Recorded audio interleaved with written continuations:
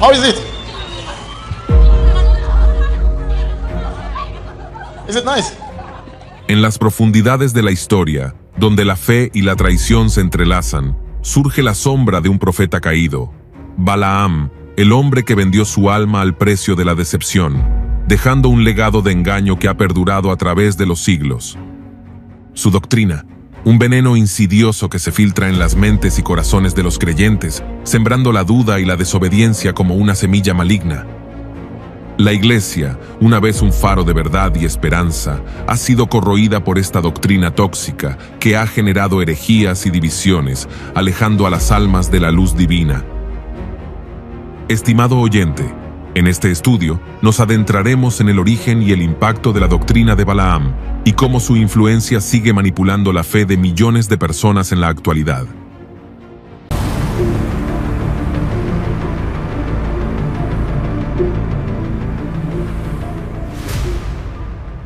El apóstol Juan registró en el libro de Apocalipsis una visión que había recibido de Jesucristo a finales del primer siglo. Esta visión incluía mensajes a 7 congregaciones de la Iglesia de Dios en Asia Menor. La iglesia de Pérgamo era una de estas congregaciones. Leamos Apocalipsis capítulo 2 versículos 12 y 13. Y escribe al ángel de la iglesia en Pérgamo, el que tiene la espada aguda de 2 filos, dice esto: Yo conozco tus obras, y dónde moras, donde está el trono de Satanás. Pero retienes mi nombre, y no has negado mi fe, ni aun en los días en que Antipas, mi testigo fiel, fue muerto entre vosotros, donde mora Satanás.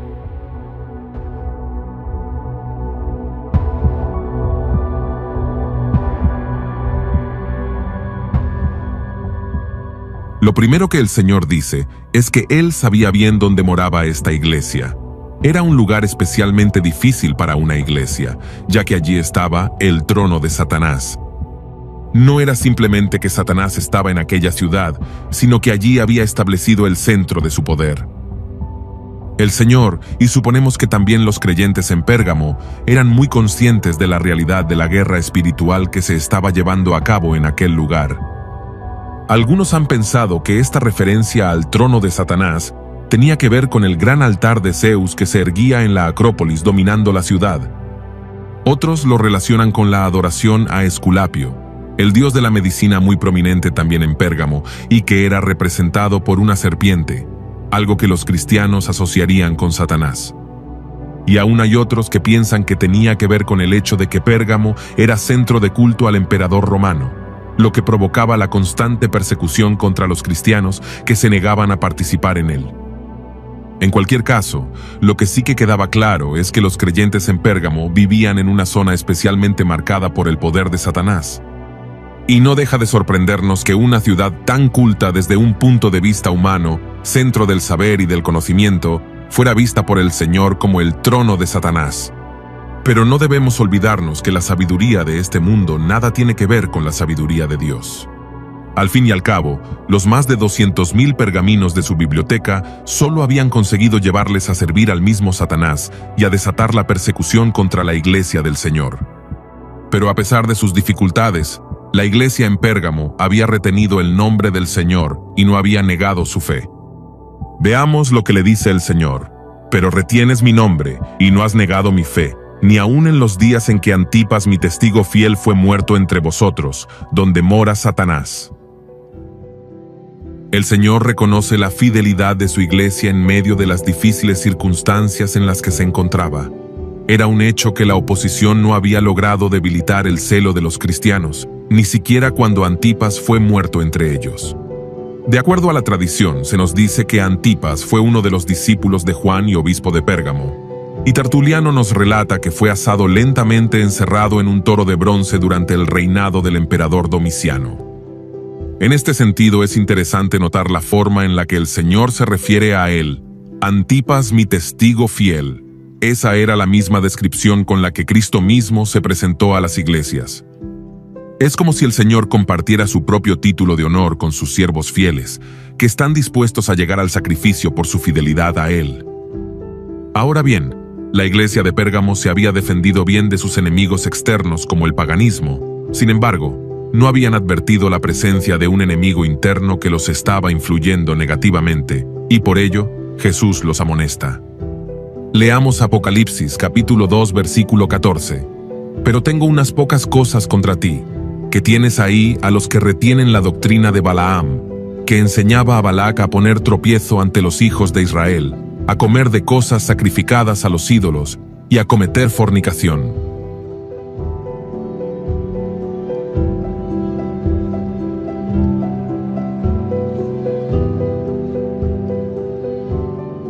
Pero aunque fueron fieles y estuvieron dispuestos a sufrir la persecución que Satanás dirigió contra ellos, ahora vemos que el enemigo de nuestras almas usa más de una táctica en su lucha para vencernos. De hecho, aunque la persecución física siempre es muy dolorosa para la iglesia, rara vez consigue su propósito. Cuando el creyente atraviesa por periodos difíciles de prueba, es cuando más depende del Señor y se acerca a sus hermanos. Y en muchos casos, es entonces cuando su testimonio ante el mundo es más valiente y osado. Con frecuencia, los periodos de tranquilidad son más peligrosos que los tiempos de persecución. Algunas veces hemos visto a hermanos que nos visitan de países donde el cristianismo es perseguido y se quedan sorprendidos al ver el descuido y la superficialidad en las que a veces caemos por tener unas circunstancias mucho más fáciles que las suyas. Pero lo curioso es que cuando ellos mismos han pasado un tiempo entre nosotros, entonces se van dando cuenta de que es más difícil vivir para el Señor en circunstancias fáciles que con dificultades. Pero como decíamos, Satanás tiene otras tácticas, que tal como nos dice aquí el Señor ya había usado en el pasado. La referencia nos lleva nuevamente al Antiguo Testamento, y a una de las experiencias que los israelitas tuvieron en el desierto. Cuando el pueblo llegó a los campos de Moab, su rey Balac encargó a un falso profeta llamado Balaam que maldijera a Israel. Pero aunque éste lo intentó varias veces, le resultó imposible maldecir a aquellos a los que Dios había bendecido. Esto enfadó mucho a Balac, y también Balaam vio con tristeza cómo se esfumaban las riquezas que el rey le había prometido. Fue entonces cuando Balaam dijo a Balac que aunque un enfrentamiento directo contra ellos nunca podría funcionar, había otras opciones que él le podía enseñar. Así que le aconseja al rey Balac que tome algunas de las mujeres más hermosas de su reino para inducir a los hombres de Israel a hacer prácticas inmundas e idólatras. Balaam sabía que si los israelitas adoptaban las costumbres paganas de Moab, Dios no los bendeciría como lo había hecho, y fue justo lo que sucedió. Los israelitas permitieron que los paganos los influenciaran. Pronto empezaron a establecer vínculos con las mujeres de Moab, asistiendo a sus fiestas, comiendo de lo que antes habían sacrificado a sus ídolos y finalmente teniendo relaciones sexuales con ellas. ¿Qué había de malo en ir a algunas de sus fiestas sociales o en tomar parte en alguno de sus cultos idolátricos? ¿Por qué no podían comer de aquella carne que parecía tan deliciosa? ¿Qué podía haber de malo en tener relaciones sexuales con aquellas bellas jóvenes que estaban más que dispuestas a ello? Así que empezaron a cuestionarse por qué debían hacer caso a lo que Moisés les había mandado, si al fin y al cabo, él era un hombre muy mayor que no entendía de los disfrutes de la vida y de las inquietudes de los jóvenes. Parece que las tácticas de Balaam estaban funcionando. Leamos en Números capítulo 31, versículo 16. He aquí, por consejo de Balaam, ellas fueron causa de que los hijos de Israel prevaricasen contra Jehová en lo tocante a Baal Peor, por lo que hubo mortandad en la congregación de Jehová. Es muy posiblemente que en la iglesia de Pérgamo existían ministros codiciosos de ganancias deshonestas que estaban permitiendo que el pecado entrara a la iglesia, de tal forma que los creyentes participaban de las fiestas paganas y cometían pecados sexuales, pero estos ministros no los amonestaban porque solamente les interesaba su salario. Sin duda alguna, la iglesia en Pérgamo enfrentaba un problema doctrinal severo, pues tenía también allí, aparte de la doctrina de Balaam, a los nicolaitas, otra doctrina. Se puede decir que era una iglesia liberal, que se estaba llenando de mundanalidad y todo lo estaban viendo con normalidad. Definitivamente hoy en día podemos ver cómo estas doctrinas diabólicas como la de Balaam y la de los nicolaitas se han introducido dentro de la iglesia. Así que tomando en cuenta todo esto, bien podemos decir que básicamente la doctrina de Balaam por una parte, es llevar al pueblo de Dios a cometer prácticas paganas dentro de la iglesia y las hace ver como prácticas cristianas. Y por otra parte, buscar maldecir al pueblo de Dios con profecías falsas por medio de falsos profetas, buscando su destrucción. Por eso las palabras del Señor son: enseñaba a Balac a poner tropiezo ante los hijos de Israel, a comer de cosas sacrificadas a los ídolos y a cometer fornicación. Satanás ha usado este truco una y otra vez. Esta doctrina ha surtido efecto a través de la historia. Hoy la vemos en acción con más descaro. ¿Por qué? Porque conforme se acerca la venida de nuestro Señor Jesucristo, el diablo sabe que le queda poco tiempo. Así que arremeterá en forma por demás descarada en contra de la iglesia del Señor. Y aquí está lo verdaderamente peligroso. Va a usar a sus profetas a que enseñen a los reyes, a sus Balacs, a poner tropiezo ante el pueblo de Dios, y literalmente los va a llevar a comer de sus doctrinas y costumbres paganas, cometiendo así fornicación espiritual. Esos son los tiempos peligrosos en los que vivimos, tiempos en los que los Balaams modernos van a seducir con sus doctrinas a muchos que se dejen seducir, con todas aquellas costumbres paganas que va a presentar como cristianas. Aquí podemos mencionar una larga lista de usos y costumbres paganos que se han colado dentro de la iglesia. Trágicamente se han adoptado sin chistar y ahora son normales para muchos creyentes. Podemos mencionar las festividades, los fetiches, la música, los programas de TV. Por supuesto que tenemos que añadir a cada uno de ellos la palabra cristiano para justificar su existencia. Tenemos la música, heavy metal cristiano, salsa cristiana, reggae cristiano, reggaetón cristiano, lambada cristiana, etc. Como si fuera que la música misma podría convertirse, creyendo que por el género musical que está a nuestra preferencia alcanzaremos almas. Así que escuelas de karate cristiano, yoga cristiano, meditación oriental cristiano, escuelas de profetas, discotecas cristianas, teologías relativas y ecuménicas, entre otras cosas, que todos tienen un precio para cobrar tu entrada. Hay los pobres profetas que no tienen dinero para refinar sus dones. Uno de los grandes errores de la humanidad es creer que los dones de Dios se pueden comprar o se pueden vender conforme a la voluntad humana. Notemos la advertencia que hizo Judas en su carta en el versículo 11. Ay de ellos, porque han seguido el camino de Caín y se lanzaron por lucro en el error de Balaam y perecieron en la contradicción de Coré.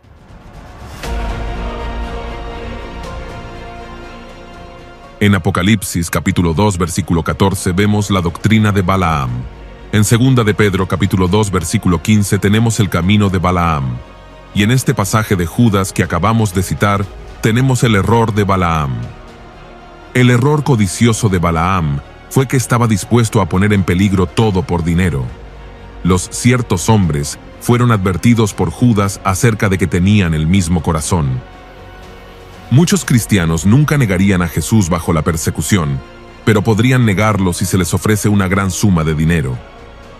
No hay un solo pecado con el que el hombre corrupto no se comprometería por el bien del dinero. La codicia es un pecado tan peligroso que mató a Jesús, pues 30 piezas de plata ayudaron a poner a Jesús en la cruz. Por lo tanto, la doctrina de Balaam se refiere a los maestros y predicadores corruptos que llevan al pueblo a una funesta avenencia con la inmoralidad, la mundanalidad y las falsas ideologías, todo por causa de superación personal o de ganancia económica. El apóstol Pablo en su primera carta a Timoteo capítulo 6 versículo 10 nos dice claramente: porque raíz de todos los males es el amor al dinero, el cual codiciando algunos, se extraviaron de la fe y fueron traspasados de muchos dolores. En Mateo capítulo 6 versículo 24, Jesús también dijo: ninguno puede servir a dos señores, porque o aborrecerá al uno y amará al otro, o estimará al uno y menospreciará al otro. No podéis servir a Dios y a las riquezas.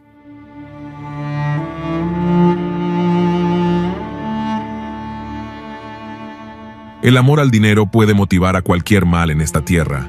Significativamente, el deseo de riquezas es más peligroso que las riquezas mismas. Y no son solamente los pobres los que desean ser ricos, son los ricos los que quieren ser más ricos. En Santiago capítulo 4, El apóstol comienza su mensaje haciéndole saber a los hermanos que el materialismo es el causante de los crímenes y de toda clase de maldad, ya que el materialismo despierta la codicia en el corazón del ser humano y termina completamente corrompido. El mensaje de él es contundente para aquellos que solo pasan pidiendo lo material, queriendo que Dios satisfaga sus deseos carnales. Y ese no es el propósito de Dios. El Señor no responde a lo que nosotros queremos. En otras palabras, Él no se somete a nuestra voluntad, como pretenden enseñar los falsos ministros. Somos nosotros los que estamos sujetos a su voluntad. Cuando el cristiano pone su mirada en las cosas de abajo, es decir, en la prosperidad material, rápidamente es seducido por el mundo, haciendo que en poco tiempo empiece a practicar las costumbres de los mundanos. Santiago condena toda relación con las tinieblas, es decir, no se puede utilizar la casa del Señor con doble propósito. Esto parece haber estado sucediendo en la iglesia en esos días en que Santiago escribe esta carta universal. Él les dice que toda amistad con el mundo los constituye enemigos de Dios. Los frutos en una iglesia cristiana y de un ministro que está coqueteando con las alucinaciones del mundo es el espíritu de la soberbia. Al aparecer este fruto de soberbia, es una evidencia de que Dios se apartó de esa iglesia o de ese ministro. Por eso la palabra hermosa de Santiago: Dios resiste a los soberbios. Esto es que Dios no los soporta tenerlos cerca, pero da gracia a los humildes. La humildad de una iglesia o de un ministro es la evidencia que está marchando con el Señor. Ahora bien, lo cierto es que muchos están cristianizando el paganismo. ¿O será que están paganizando el cristianismo? El caso es que de una forma u otra, en medio de todas esas innovaciones que surgen diariamente en este sistema y que se nos presentan como lo nuevo, un nuevo concepto o el nuevo mover, todo lo que nos lleve a creer que podemos adoptar costumbres paganas, aunque lleven el mote de cristiano, y a copiar y a coquetear con lo que hace el mundo, es prostituir el Evangelio de Cristo, y esto es parte de la doctrina de Balaam. Allá afuera se premian a los mejores músicos paganos y a las canciones paganas más compradas. Las disqueras les entregan su disco de oro por el nivel de ventas a los ganadores. Acá adentro, se les entrega su arpa de oro a los ganadores, según su nivel de ventas. ¿Nos damos cuenta de la magnitud de lo que estamos diciendo? Parece que los paganos siguen enseñándonos que su estructura tiene vigencia aún dentro de algunas iglesias, que el sistema mundano está introducido como escoria de aquella malévola enseñanza de Balaam. El grado de mundanalidad ha llegado a tal extremo que en algunas ciudades de Latinoamérica han inaugurado discos cristianas, aunque esto por supuesto nos parece ilógico llamarles discos cristianas. En la realidad estas prácticas se están extendiendo a lo largo de muchas ciudades en Estados Unidos, en especial aquellas ciudades donde hay una fuerte presencia de latinos. En estas supuestas disco cristianas se utiliza música con mensaje cristiano, pero son canciones con los mismos ritmos mundanos y producen la misma sensación carnal. De tal manera que la persona en ningún momento le está poniendo atención a la letra del cantante, que en la mayoría de los casos ni siquiera esos cantantes son cristianos. En ciudades como Charlotte, Carolina del Norte, algunas de las iglesias que están practicando el G12 tienen sus propios bailes, y en algunos de los casos utilizan el propio templo para realizarlos. Practican bailes de parejas y consumen diferentes clases de licores, y aunque los promotores de estas aberraciones quieren justificar estas prácticas con pasajes de la Biblia como «Has cambiado mi lamento en baile», lo cual es sin lugar a dudas un total desconocimiento de la hermenéutica. En otras palabras, es una manipulación del texto del pasaje de la Biblia. Estos mismos falsos apóstoles utilizan pasajes del apóstol Pablo como 1 Corintios capítulo 9, versículos 20 y 22, para justificar este tipo de prácticas, pero una vez más, ellos están tergiversando el pasaje. Para comenzar, Pablo venía de raíces profundas en el judaísmo como rabino.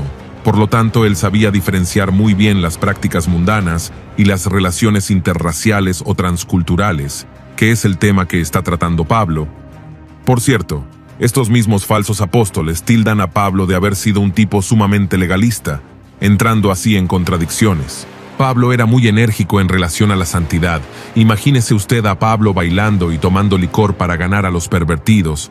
Si estos falsos ministros conocieran la historia del apóstol Pablo, tal vez evitarían cometer estas bajezas mundanas.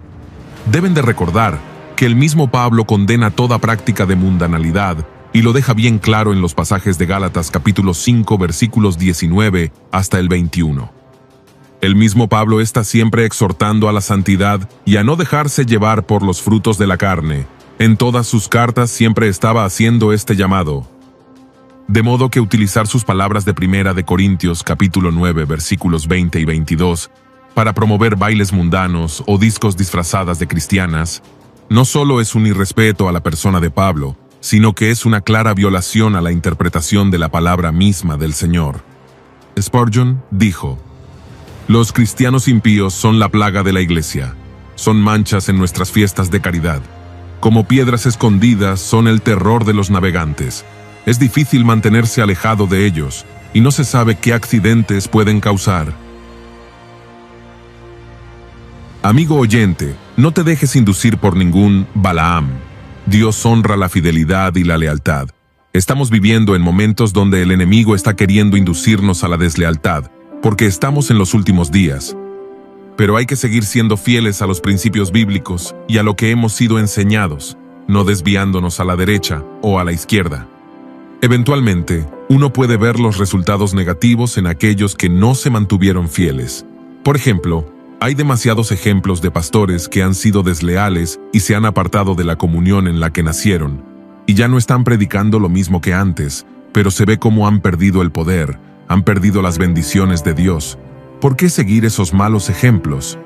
También hay miembros que se van a otras iglesias porque allí les permiten muchas cosas, sobre todo relacionado a santidad, pero eso no hará que Dios cambie de opinión. Si Él ha mandado ciertas cosas en la Biblia, no importa si alguna iglesia predica o enseña lo contrario, el mandato de Dios sigue en pie. ¿A quién queremos agradar? No te engañes a ti mismo, porque algún día te la verás con Dios. Por otro lado, hay veces que por no perder algún miembro en la iglesia que tiene influencia o que aporta fuertemente en lo económico, ceden a las presiones y ya no predican con las mismas convicciones, pero a la larga se ven los resultados lamentables de todo eso. Las advertencias contra la doctrina de Balaam están claras en la Biblia. No nos dejemos influenciar para mal. Tengamos convicciones. Jesús dijo que hay que ser frío o caliente, pero no tibio, porque lo tibio le da asco y le causa náuseas y nos vomita de su boca. Amigo oyente, el único remedio para cualquier conducta pecaminosa es arrepentirse. Notemos lo que Jesús les dijo a los creyentes de la iglesia de Pérgamo. Por tanto, arrepiéntete, pues si no, vendré a ti pronto y pelearé contra ellos con la espada de mi boca.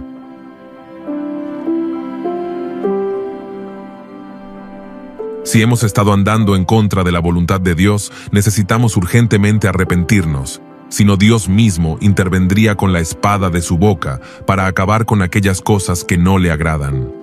Recordemos que en el pasado Dios castigó severamente a Israel por el pecado originado por causa de Balaam. El texto bíblico en Números capítulo 25 versículo 9 nos dice que murieron 24,000. Esta drástica acción detuvo el pecado en medio de Israel, impidiendo que fuera a más. Incluso al mismo Balaam lo mataron a espada. Debemos recordar que los niveles de exigencia de Cristo no han cambiado, y que Él sigue teniendo su espada de dos filos para cortar cualquier actitud pecaminosa que comprometa el testimonio de su iglesia. Por eso era necesario que los creyentes en Pérgamo se arrepintieran, porque de otro modo el Señor mismo intervendría para hacerlo. Recordemos las serias palabras de Pablo a los Corintios. Por tanto, pruébese cada uno a sí mismo, y coma así del pan, y beba de la copa. Porque el que come y bebe indignamente, sin discernir el cuerpo del Señor, juicio come y bebe para sí, por lo cual hay muchos enfermos y debilitados entre vosotros, y muchos duermen. Si pues nos examinásemos a nosotros mismos, no seríamos juzgados, mas siendo juzgados, somos castigados por el Señor, para que no seamos condenados con el mundo.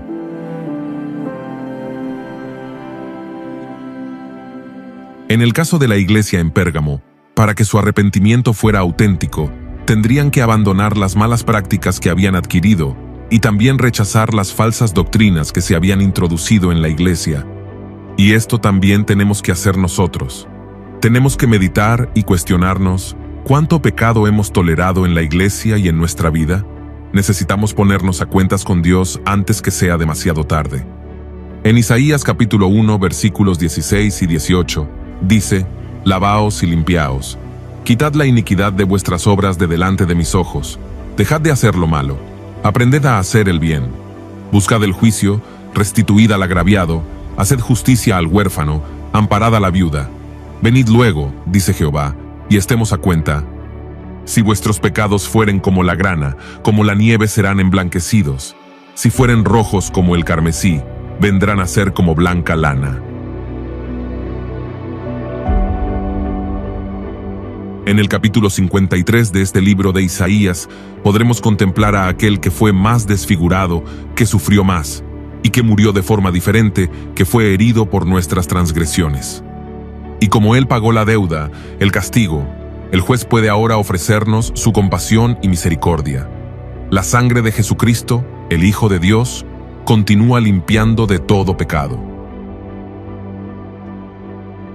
Así que, amigo oyente, pongámonos a cuentas con Dios y les animo a seguir firmes en el Señor, pase lo que pase, pues Él viene pronto. Por eso esta gran apostasía.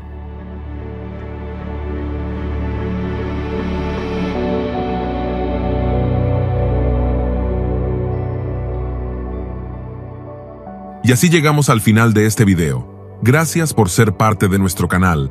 Dios te bendiga abundantemente. Hasta un próximo video.